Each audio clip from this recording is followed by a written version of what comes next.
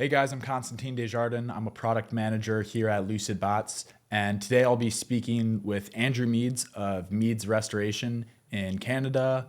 He's based out of Toronto. He's been power washing for the past 15 years, doing exterior cleaning work, gum litter removal, and we're gonna have an awesome conversation and learn a lot from him today. Okay, so Andrew, something that's really struck me from the past couple of days we spent together is just the joy and your love of pressure washing and exterior cleaning. So if you could just kind of walk me through how you got started and when you kind of realized this was a work you're really passionate about. So first off, it's an easy service to love. When you get that before and after contrast, like dirty to clean right in front of your eyes, get that instant gratification.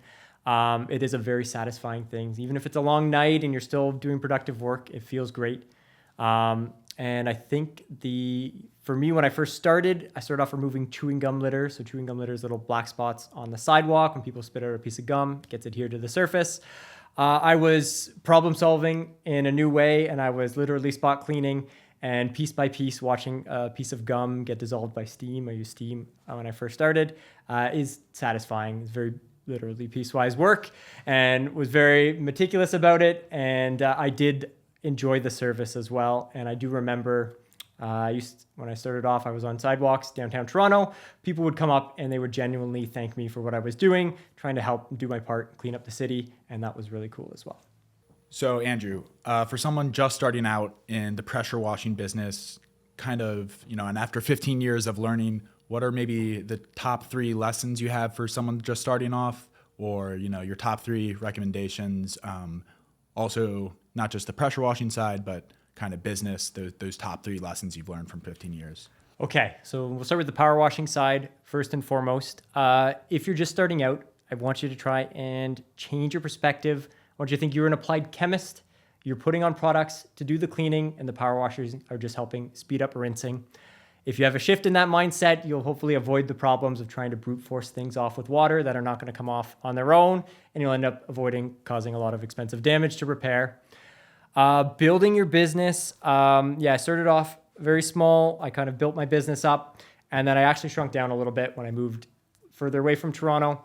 I found a nice balance, work-life balance that way, but one of the things you could do is always approach customers with honesty. I think is probably the best way. Starting off removing chewing gum, you get a lot of weird questions thrown at you, like, can you do this? And I would say to a customer, I have no idea, let's find out. And now you're approaching the job as a team.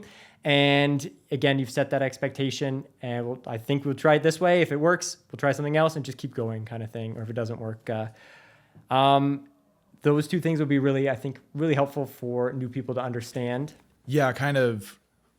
Something that stuck with me is, what do I need to be asking when I first interact with a client? Got you. Yes. Okay.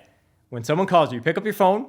Hi, I'd like you to clean my house. They ask you what they'd like. The first question out of your mouth should be, what have you noticed? All right.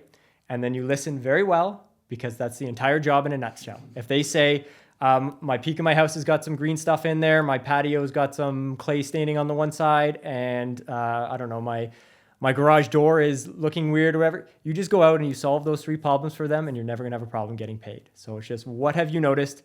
And then listen to exactly what they say. Then when you show up to quote the job, you'll go around and use your expertise to point out things that they haven't noticed that you can clean up as well, and then you kind of add in a lot of value that way. Awesome. And kind of just looking back over the course of your career, kind of what stand out as maybe 3 really big challenges you had to overcome, mm-hmm. and how did you overcome them, and kind of what was the result of making that shift? Okay, so I would say starting off, there's no power washing university really. I had to learn everything on my own. And it really just starts off, again, like I said, with either customer throwing you the problem or you trying to decide that that's something you want to figure out. Then you go out, do research, and you experiment. Luckily on my journey, I've definitely had a few mentors at points that gave me an idea or changed my perspective in thinking. That's kind of what I'm trying to do now, is kind of give back, making power washing videos to sort of help pass my knowledge on. But Not knowing how to get something clean and persevering through that is probably one of the challenges.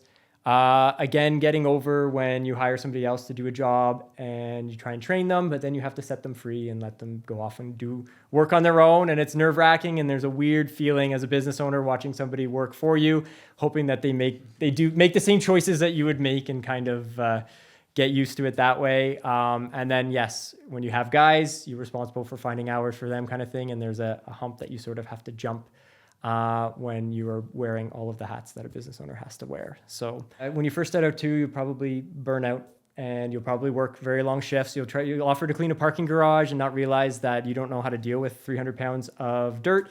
And then you spend 24 hours and a very, very, very long day learning a lot of mistakes. Ask me how I know that one.